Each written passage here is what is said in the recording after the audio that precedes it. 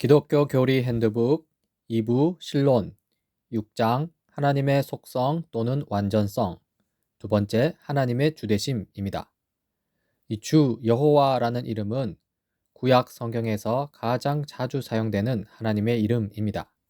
이 주 여호와라는 이름은 모세에게 가장 먼저 알려주셨는데요. 출애굽기 6장 2절 3절입니다. 하나님이 모세에게 이렇게 말씀하셨다. 나는 주 여호와다.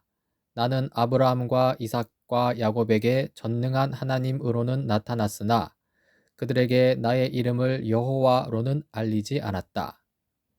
이 모세는 광야의 불타는 떨기나무 앞에서 하나님의 부르심을 받았는데요. 그때 모세에게 계시된 주 이 여호와라는 이름의 의미는 다음과 같습니다. 먼저 출애굽기 3장 14절입니다. 하나님이 모세에게 대답하셨다. 나는 곧 나다.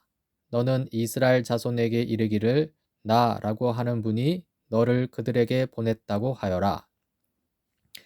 여기서 주 여호와 하나님은 이스라엘이 의지할 만한 절대적인 존재로서 하나님이십니다. 이 개정 개혁은 이 스스로 있는 자라고 번역했는데요.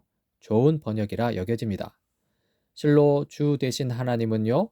이스라엘을 이집트로부터 능히 구출하실 수 있으며 약속의 땅에 세우겠다는 말씀을 능히 이루실 수 있는 그런 하나님이십니다. 다음으로 출애굽기 3장 15절입니다. 하나님이 다시 모세에게 말씀하셨다. 너는 이스라엘 자손에게 이르기를 여호와 너의 조상의 하나님 곧 아브라함의 하나님, 이삭의 하나님, 야곱의 하나님이 나를 너희에게 보내셨다 하여라. 이것이 영원한 나의 이름이며 이것이 바로 너희가 대대로 기억할 나의 이름이다. 여기서 주 여호와 하나님은요. 약속을 반드시 지키시는 신실하신 존재로서 하나님입니다. 실로 주되신 하나님은요. 이스라엘 민족의 조상 곧 아브라함, 이삭, 야곱과 세우신 언약을 잊지 않으시고 기억하여 이 신실하게 지키시는 그런 하나님이십니다. 이 하나님의 주 되심은 이 하나님의 통치권을 나타내는데요. 먼저 창조와 보존의 주이십니다. 주님만이 홀로 우리의 주님이십니다. 주님께서는 하늘과 하늘 위의 하늘과 거기에 딸린 별들을 지으셨습니다. 땅과 그 위에 있는 온갖 것, 바다와 그 안에 있는 온갖 것들을 지으셨습니다. 주님께서는 이 모든 것에게 생명을 주십니다. 오너라 우리가 엎드려 경배하자. 우리를 지으신 주님 앞에 무릎을 꿇자.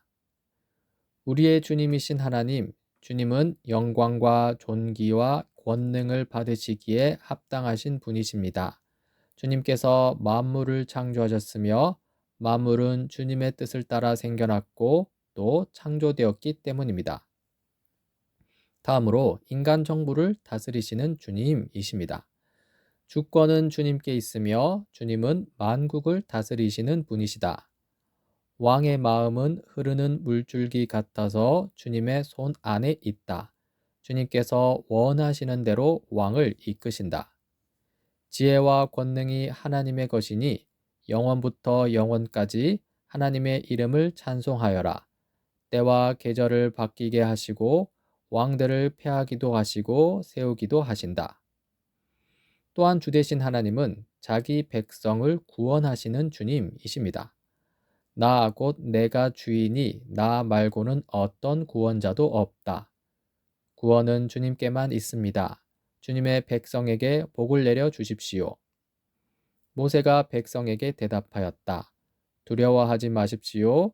당신들은 가만히 서서 주님께서 오늘 당신들을 어떻게 구원하시는지 지켜보기만 하십시오.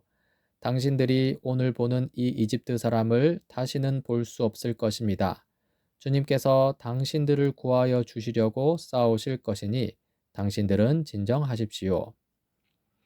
그들은 큰 소리로 구원은 보좌에 앉아 계신 우리 하나님과 어린 양의 것입니다 하고 외쳤습니다. 그리고 그리스도의 고난에도 하나님의 주되심이 나타납니다. 주님께서 그를 상하게 하고자 하셨다. 주님께서 그를 병들게 하셨다. 주님께서 세우신 뜻을 그가 이루어 드릴 것이다. 이 이사야 53장 10절 말씀인데요. 하나님께서 예수 그리스도에 대한 계시를 보여주시는 것이죠. 또 아버지, 만일 아버지의 뜻이면 내게서 이 잔을 거두어 주십시오. 그러나 내 뜻대로 되게 하지 마시고 아버지의 뜻대로 되게 하여 주십시오. 누가복음 22장의 말씀인데요. 하나님의 뜻에 따르는 순복하는 예수 그리스도가 나타납니다. 이 그리스도인의 고난에도 하나님의 주되심이 나타납니다. 하나님께서는 여러분에게 그리스도를 위한 특권, 즉 그리스도를 믿는 것뿐만 아니라 또한 그리스도를 위하여 고난을 받는 특권도 주셨습니다.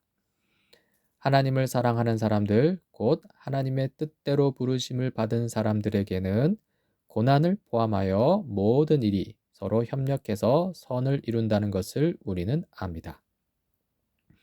그리고 하나님의 주되심은 인간 삶과 운명에도 나타납니다. 사람이 마음으로 자기의 앞길을 계획하지만 그 발걸음을 인도하시는 분은 주님이시다.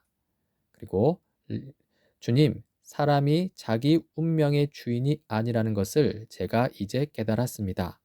아무도 자기 생명을 조종하지 못한다는 것도 제가 이제 알았습니다. 그리고 삶의 사소한 일에도 이 하나님의 주되심이 나타나는데요.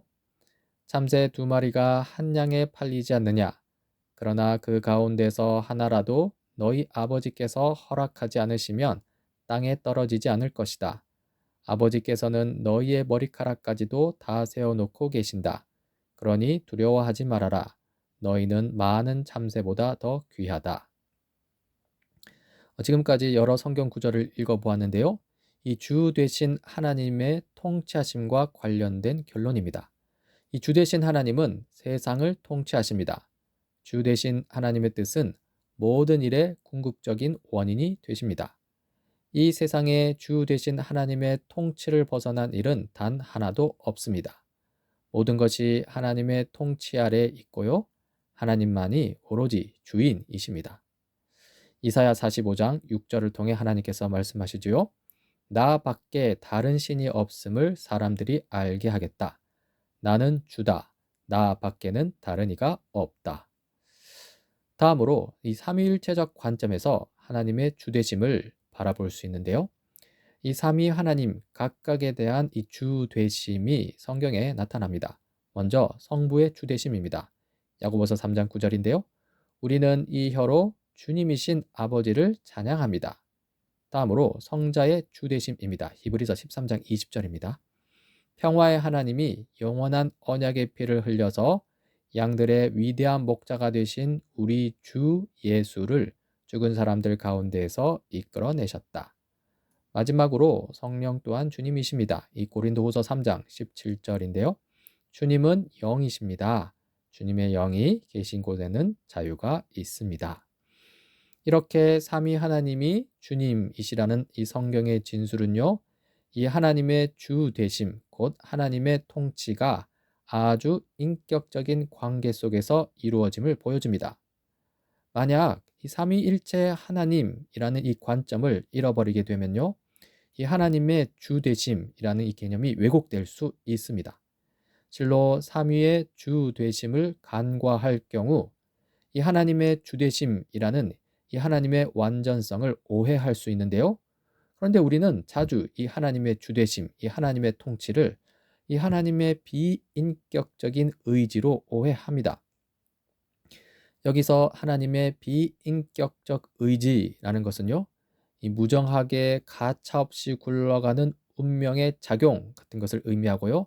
힌두교에서 말하는 이 카르마의 작용 또는 불교에서 말하는 업보를 의미합니다. 이렇게 왜곡된 주되심 아래에서 인간은요, 이 종교 활동, 의식, 제사, 고행, 또 순전한 행운 추구 등을 통해서 이 운명론적인 이 비인격적 힘을 극복해 보고자 애쓰게 되는데요. 다른 말로 인간이 스스로 구원을 이루어 보려는 이 자력 구원에 빠지게 되는 것이죠. 이 고대 이방 세계는 물론이고 오늘날에도 이러한 왜곡된 통치 개념이 존재하는데요. 불교, 힌두교, 이 신도 사상이 혼합된 형태로 오늘날 다원주의 사회 내에 널리 퍼져 있습니다. 하지만 삼위 하나님의 통치는 인격적입니다. 실로 삼위 하나님은 주님이시고요. 삼위 하나님과 같은 신은 없습니다. 삼위 하나님은 유일하신 주님이신데요. 세상을 사랑하신 영원하신 성부 하나님은 주님이시고요. 인간성을 지니고 부활하신 성자 하나님은 주님이시고요. 비둘기와 바람과 불처럼 임재하시는 살아계신 성령 하나님 또한 주님이십니다. 우리의 주인 되시는 삼위 하나님은요, 우리를 체념적 운명론 가운데 내버려 두시지 않고요, 우리와의 인격적인 관계 속에서 우리에게 구원의 은혜를 베푸십니다.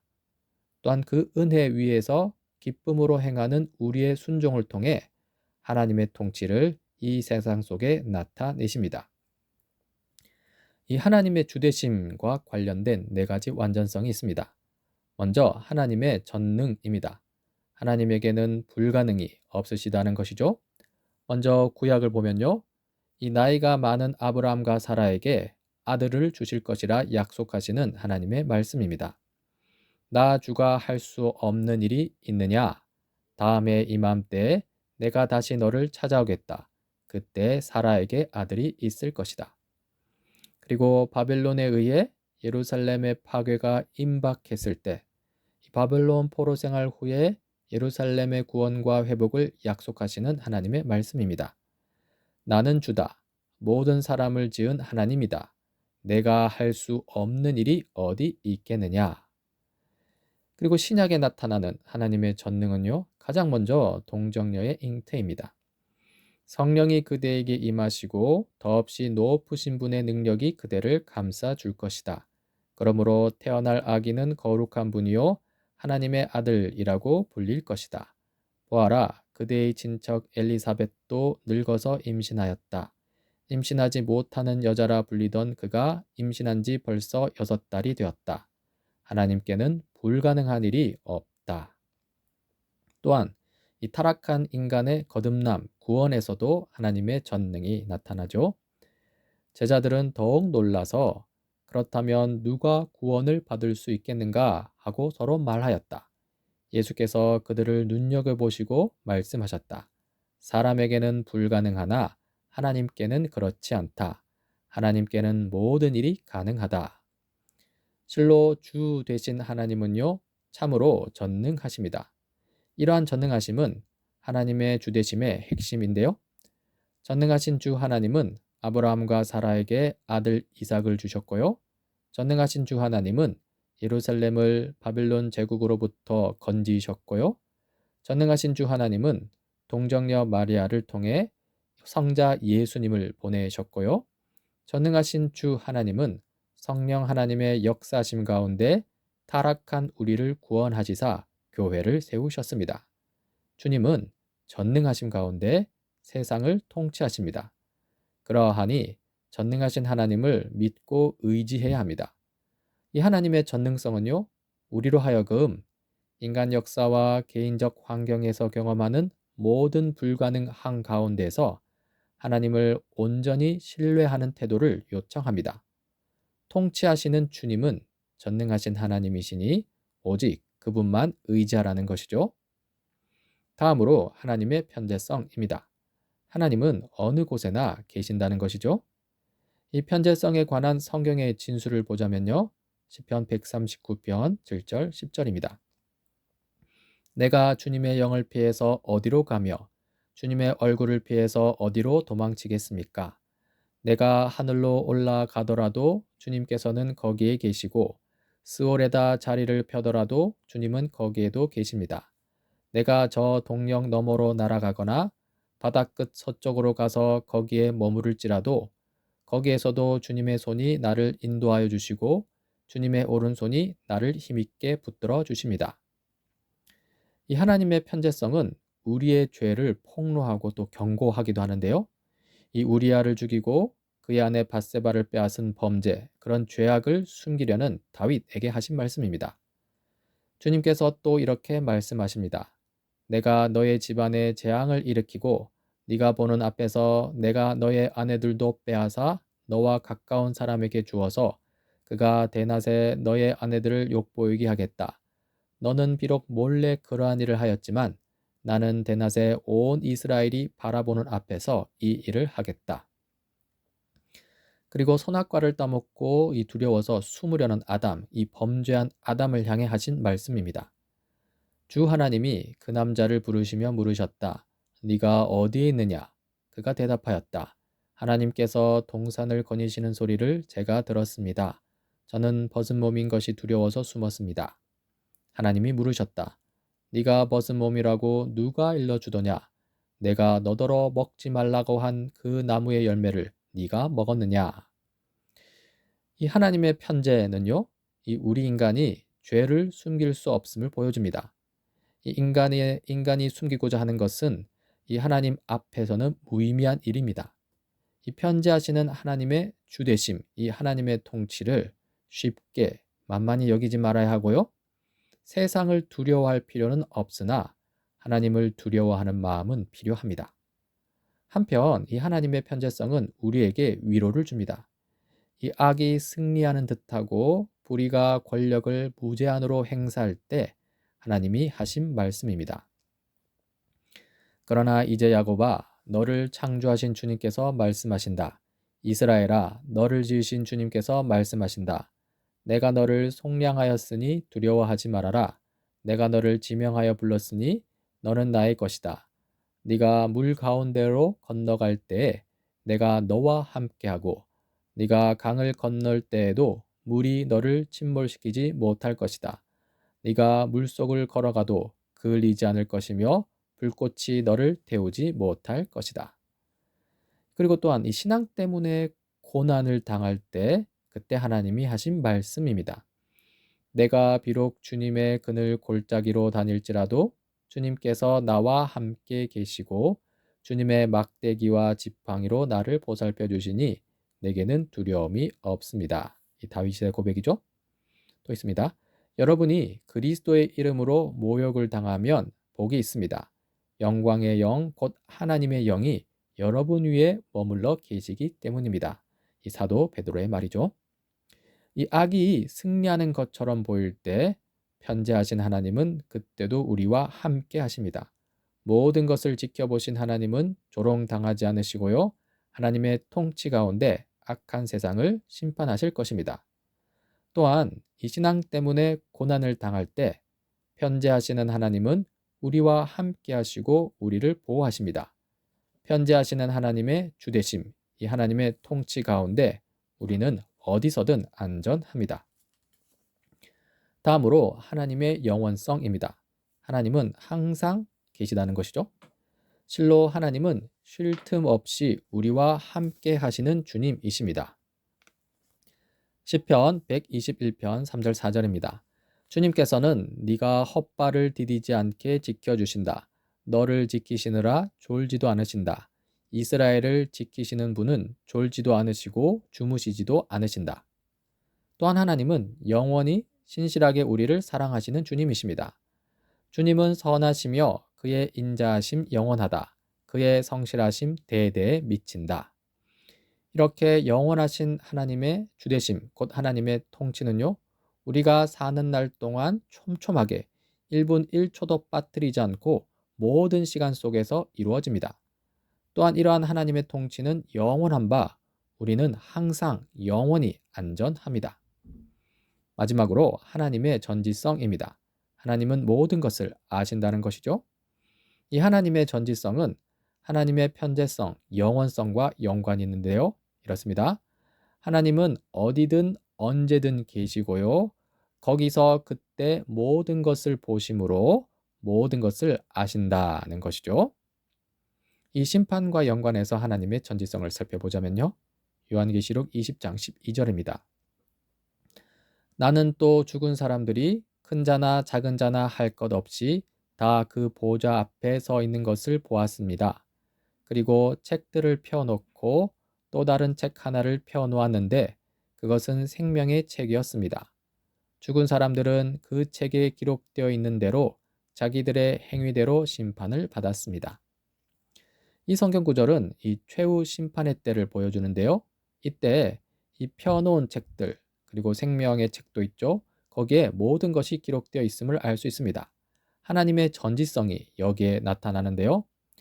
영원하신 하나님은요, 과거, 현재, 미래를 동시에 아십니다. 이 영원한 현재라는 신학적인 용어로 표현하는데요. 하나님에게 모든 시간은 영원한 현재로 나타납니다. 그래서 하나님은요, 이 지금 눈앞에서 보시듯 모든 것을 보고 아신다는 것이죠. 또한 어디든 계시는 편재하시는 하나님은요, 인간의 행위뿐 아니라 인간의 내면도 아십니다. 따라서 하나님의 최후 심판은 인간 법정보다 훨씬 철저하며 공정합니다. 인간의 행위뿐만 아니라 내면적인 동기까지 정확하게 파악하시고 심판하신다는 것이죠. 한편 하나님의 전지성은 하나님의 위로와도 연관이 됩니다. 시편 139편 1절 5절입니다.